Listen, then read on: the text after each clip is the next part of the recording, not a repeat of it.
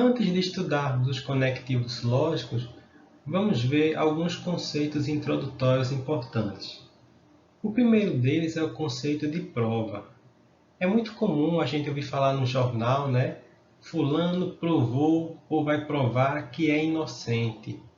Por quê? Porque com a prova você nunca precisa se desculpar. Uma prova, ela garante que o que você afirma é verdadeiro. Então, a pessoa está sendo acusada de furtar um picolé numa loja de conveniência em Recife, tal dia, tal horário. Aí a pessoa, vou provar que eu sou inocente. Nesse mesmo dia e horário, tem uma câmera de vídeo mostrando que eu estou em outro país, bem longe daquele lugar.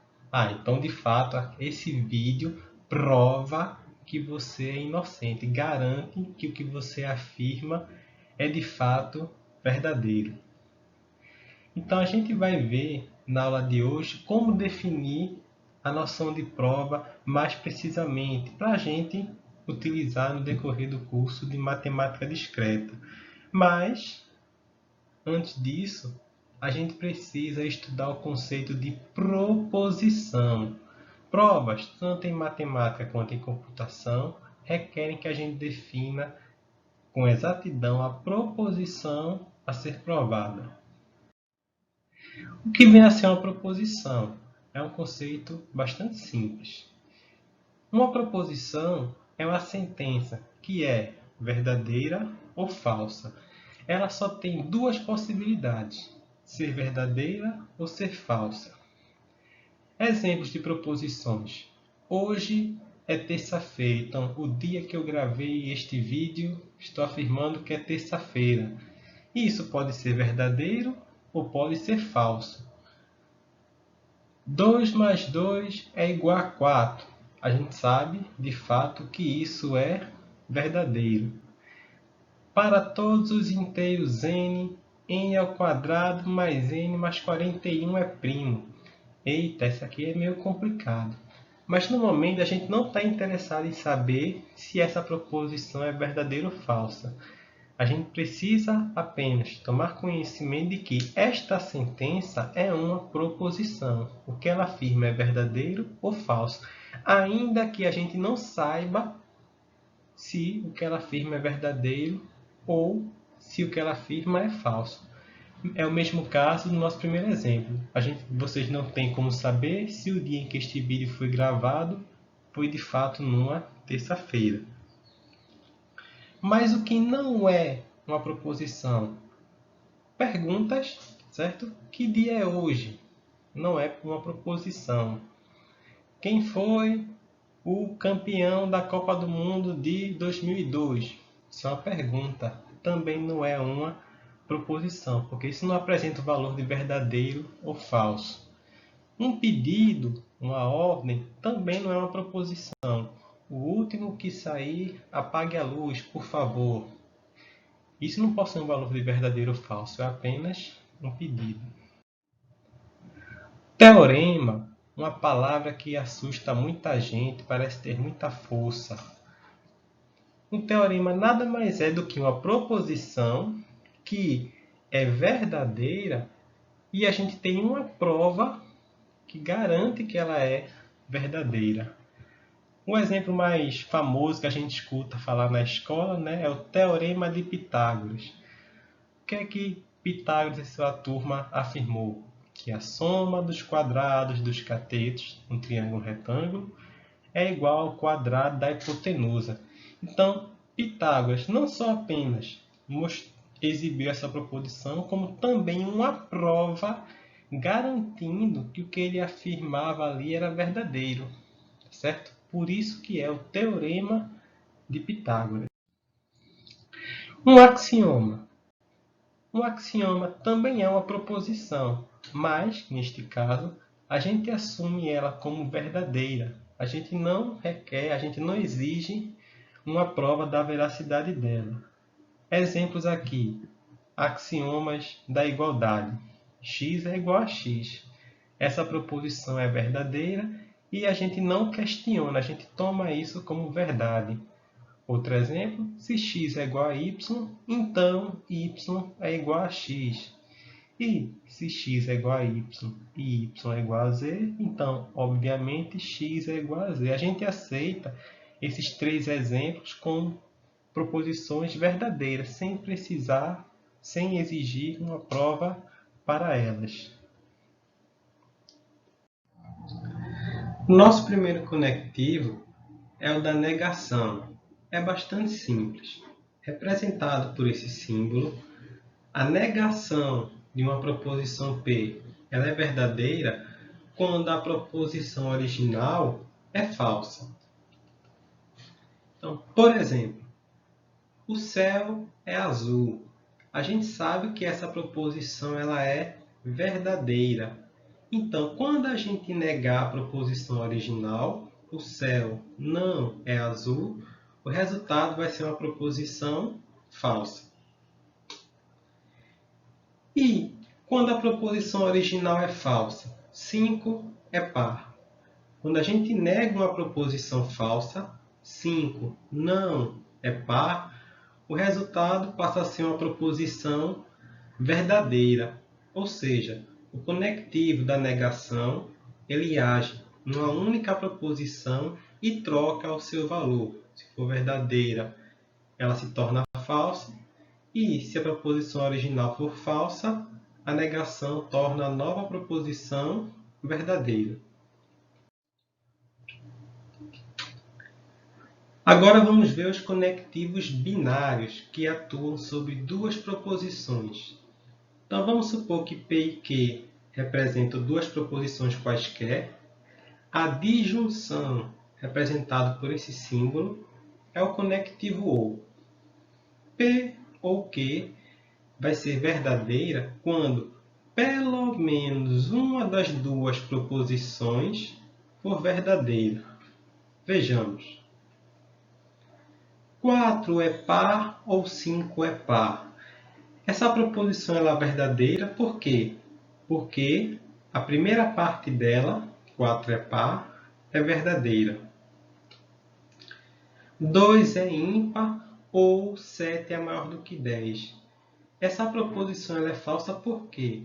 Porque ambas as partes da disjunção, 2 é ímpar e 7 é maior que 10, ambas as partes são falsas. Portanto, a disjunção de duas proposições falsas vai gerar uma nova proposição que também é falsa. 4 é par ou 5 é ímpar? Esse é o caso mais polêmico da disjunção. Ambas as partes da disjunção são verdadeiras. Percebam, nós dissemos que P ou Q é verdade quando pelo menos uma das duas partes for verdadeira. Logo, nesse nosso último exemplo, a disjunção também vai ser uma proposição verdadeira, porque ambas as partes são verdadeiras. E a disjunção é verdadeira quando pelo menos uma das duas partes for verdadeira. A conjunção, o conectivo I, é bastante simples. A gente diz que P e Q é verdade quando ambas as proposições são verdadeiras. Vejamos. 4 é par e 5 é par. Essa proposição ela é falsa. Por quê? Embora de fato a primeira parte da conjunção seja verdadeira, a segunda parte, 5 é par, é falsa. Logo, a conjunção 4 é par e 5 é par resulta numa proposição falsa. 2 é ímpar e 7 é maior que 10. Nesse caso, a primeira parte da conjunção, 2 é ímpar, e também a segunda parte da conjunção, ambas são falsas. Então, a conjunção delas também vai ser uma proposição falsa. Agora, 4 é par, a gente sabe que isso é verdadeiro. 5 é ímpar, isso também é verdadeiro. Portanto, a conjunção dessas duas proposições vai gerar uma proposição que também é verdadeira.